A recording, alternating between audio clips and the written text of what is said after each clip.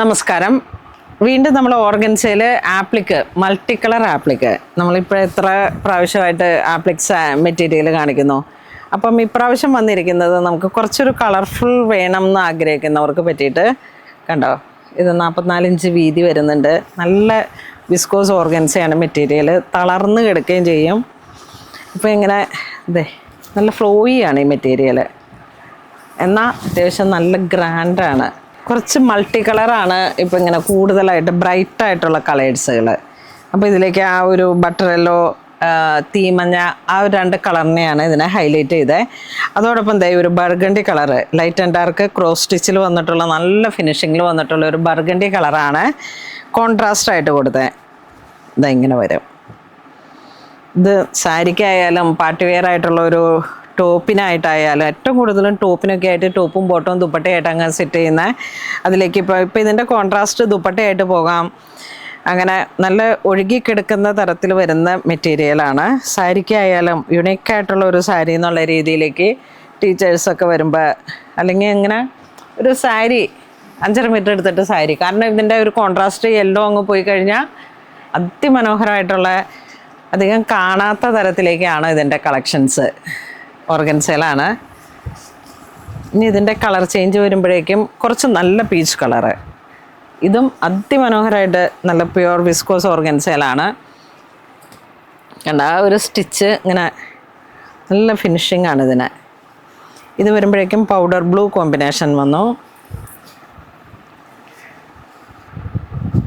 ഇതൊക്കെ ഇങ്ങനെ ഹൽദി പോലെ ഒരു, അല്ലെങ്കിൽ പിന്നെ ഒരു ബീച്ച് വൈബൊക്കെ ക്രിയേറ്റ് ചെയ്യാൻ മൾട്ടി കളറാണ്.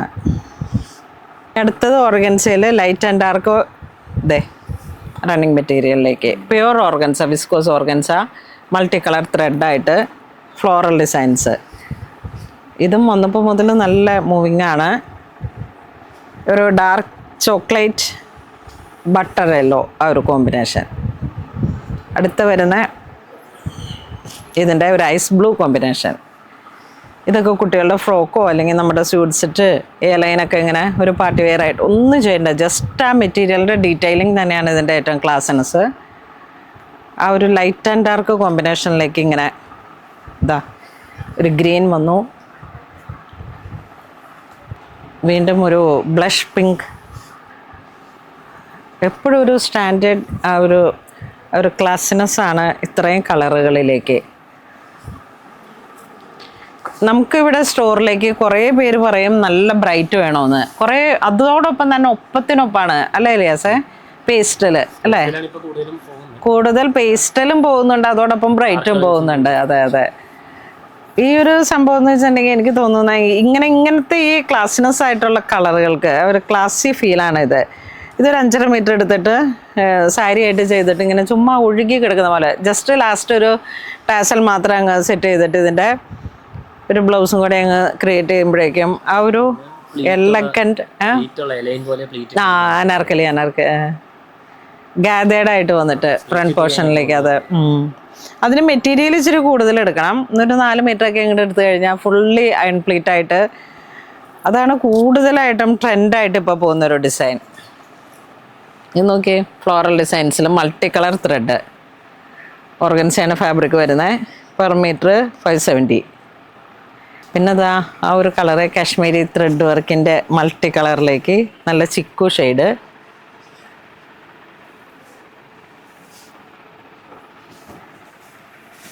അടുത്ത് വരുന്ന ക്രോസ് സ്റ്റിച്ചിലെ ലാവൻഡർ. ഓർഗൻസയിൽ 5.5 മീറ്റർ സാരി എന്നുള്ള രീതിയിലേക്ക് നമുക്ക് എപ്പോഴും പോകുന്നതാണ്. ഇത് വേണ്ട, ഇത് തീർന്നു. നല്ല പ്യുവർ മെറ്റീരിയലാണ്. കുറച്ച് കോസ്റ്റ്ലി ആയിരുന്നു, പക്ഷെ എന്നാലും അതിൻ്റെ ഈ ഒരു കളറും കൂടെ ഉണ്ട് തന്നെ, ഷാമ്പയിൻ ലാവൻഡർ. അടുത്തേ നല്ല ബ്രൗൺ ഷെയ്ഡ് വരുന്നുണ്ട്, നല്ല ഡസ്റ്റി ലാവൻഡർ വരുന്നുണ്ട്, ന്യൂ റസ്റ്റ് ബ്രൗൺ ആ ഒരു കളറ്. ഇത് നല്ല ട്രെൻഡാണ്, റസ്റ്റ് ബ്രൗൺ. 1066 ആണ് ഇതിൻ്റെ പ്രൈസ് റേഞ്ച് വരുന്നത്.